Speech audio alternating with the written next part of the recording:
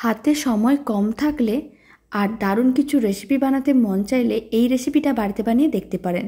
সকালের ব্রেকফাস্ট হোক বা টিফিনে খুব কম সময়ের মধ্যে রেডি হয়ে যায়, খেতেও বেশ ভালো হয়। তো চলুন রেসিপিটা বানানো শুরু করা যাক।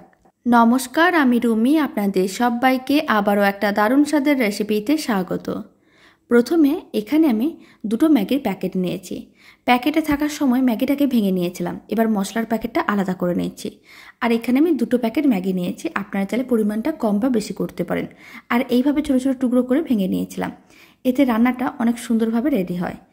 এবার আমি কড়াইতে জল গরম করেছিলাম, তার মধ্যে ভেঙে রাখা ম্যাগিগুলো দিয়ে দিলাম।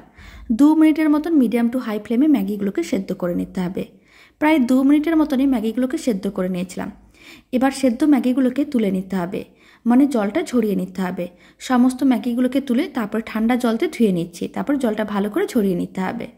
এখন কড়াইটাকে আবারও ভালো করে ধুয়ে নিয়েছিলাম, তার মধ্যে বড় চামচের 1 চামচ সাদা তেল দিয়েছি। আর দিয়ে দিলাম কেটে রাখা ক্যাপসিকাম, একটু লম্বা লম্বা করে কেটে রেখেছিলাম, এতে দেখতে ভালো লাগবে।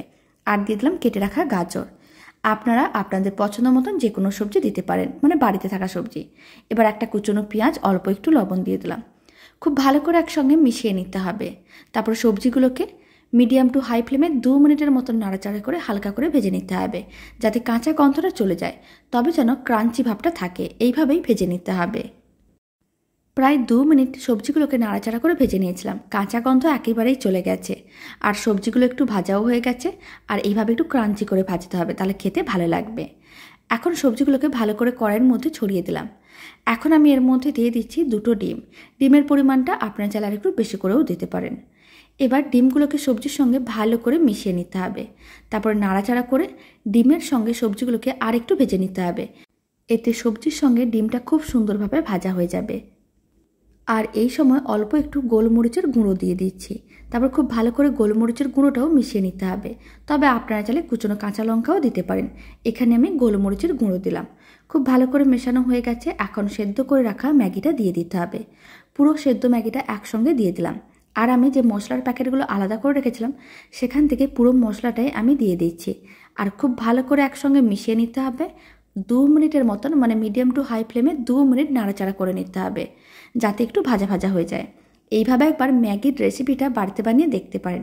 বানানো যেমন সহজ, খেতেও ভীষণ ভালো হয়। আশা করি আপনাদের খুবই ভালো লাগবে। মিডিয়াম টু হাই ফ্লেমে 2 মিনিটের মতন নাড়াচাড়া করে নিয়েছিলাম। এখন ফ্লেমটা অফ করে দিচ্ছি আর একটা প্লেটের মধ্যে সার্ভ করে নিলাম। রেসিপিটা শেষ পর্যন্ত দেখার জন্য অসংখ্য ধন্যবাদ।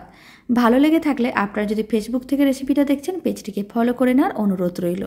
ইউটিউব থেকে দেখলে চ্যানেলটি সাবস্ক্রাইব করে নেওয়ার অনুরোধ রইল। তো চলুন, ভিডিওটা আমি এখানে শেষ করছি। আপনারা সবাই ভালো থাকবেন, সুস্থ থাকবেন। আপনাদের সঙ্গে আবার নতুন রেসিপি নিয়ে দেখা হচ্ছে।